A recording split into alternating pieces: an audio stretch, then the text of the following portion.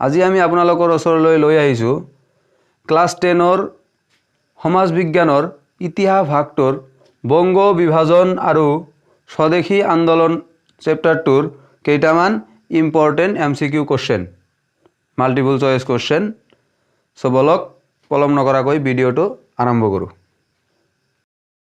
So friends, number 1 যে 1906 চনত মুছলিম league গঠন কৰাত সহায় কৰা ব্ৰিটিছ শাসকজনৰ নাম কি আছিল বা কোন আছিল? ইয়াৰ উত্তৰ হ'ব অপশ্যন নাম্বাৰ এ, লৰ্ড মিণ্টো। কুৱেশ্যন নাম্বাৰ 2, কাৰ কাৰ্যকালত বংগ বিভাজন আঁচনিখন কাৰ্যকৰী কৰা হৈছিল? ইয়াৰ উত্তৰ হ'ব অপশ্যন নাম্বাৰ ডি, লৰ্ড কাৰ্জনৰ কাৰ্যকালত। কুৱেশ্যন নাম্বাৰ 3, স্বদেশী আন্দোলনৰ সময়ত প্ৰকাশ পোৱা কাকতখনৰ নাম কি আছিল? ইয়াৰ উত্তৰ হ'ব option number B, Jugantar. Question number 4, Jugantar কাকতখনৰ সম্পাদক কোন আছিল? ইয়াৰ উত্তৰ হ'ব অপশ্যন নাম্বাৰ ডি, যুগান্তৰ কাকতখনৰ সম্পাদক আছিল ভূপেন্দ্ৰনাথ দত্ত। কুৱেশ্যন নাম্বাৰ 5, বংগ বিভাজন কোনগৰাকী ভাইচৰয়ৰ শাসনকালত সংগঠিত হৈছিল? ইয়াৰ উত্তৰ হ'ব option number B, Lord Nathaniel Curzon.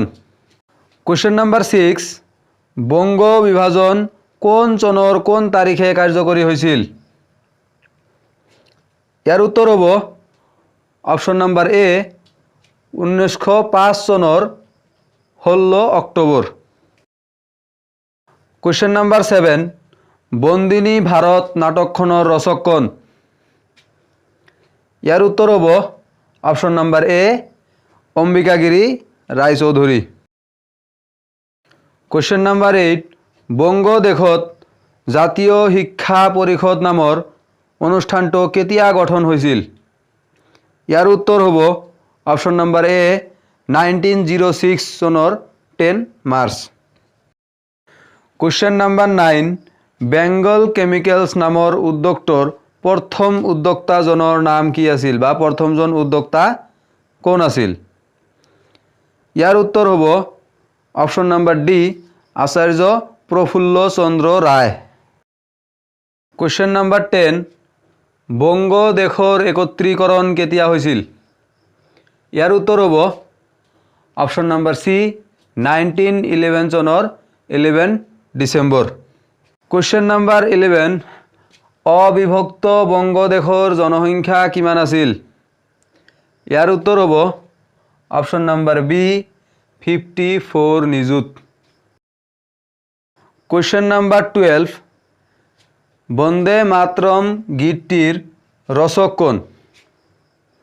ইয়াৰ উত্তৰ হ'ব অপশ্যন নাম্বাৰ চি, বংকিম চন্দ্ৰ চেটাৰ্জী। কুৱেশ্যন নাম্বাৰ 13, কোন চনত মুছলিম লীগ গঠন কৰা হৈছিল? ইয়াৰ উত্তৰ হ'ব অপশ্যন নাম্বাৰ চি, 1906 1906 চনত। কুৱেশ্যন নাম্বাৰ 14, ভাইচৰয় লৰ্ড কাৰ্জনৰ ব্যক্তিগত সচিবজনৰ নাম কি আছিল? ইয়াৰ উত্তৰ হ'ব option number A, colonel Dunlop Smith. Question number 15, Yandabo সন্ধিৰ চৰ্তমতে কাছাৰ কিমান চনত ইংৰাজৰ অধীনত যায়? ইয়াৰ শুদ্ধ উত্তৰটো হ'ব অপশ্যন নাম্বাৰ চি, 1832 চনত। কুৱেশ্যন নাম্বাৰ 16, মটক আৰু শদিয়া ৰাজ্য কিমান চনত ইংৰাজৰ অধীনত যায়? ইয়াৰ উত্তৰ হ'ব option number B, 1839। Question number 17, পূৰ্ববংগ আৰু অসমৰ ৰাজধানী কি আছিল? ইয়াৰ উত্তৰ হ'ব option number C, Dhaka. Question number 18, কোনজন ব্যক্তিয়ে ইংৰাজ চৰকাৰক নাইটহুড উপাধি দিছিল? ইয়াৰ উত্তৰ হ'ব option number C, Rabindranath Thakur. Question number 19, Rabindranath ঠাকুৰে কোনটো বস্ত্ৰ প্ৰতিষ্ঠান গঢ়ি তুলিছিল? ইয়াৰ উত্তৰ হ'ব অপশন নাম্বাৰ সি স্বদেশী ভাণ্ডাৰ।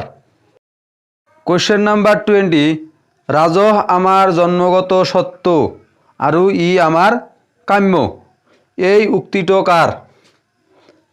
ইয়ার উত্তর হব option number B Bal Gangadhar তিলকর। কোয়েশ্চেন নাম্বার 21, দি ডন নামৰ পত্ৰিকাখনৰ সম্পাদক কোন? ইয়ার উত্তর হব option number B Sachin Chandra Mukhopadhyay. Question number 22, United Bengal Stores কেতিয়া প্রতিষ্ঠা করা হয়েছিল? ইয়ার উত্তর হব অপশন নাম্বার বি 1905 1905 চনত।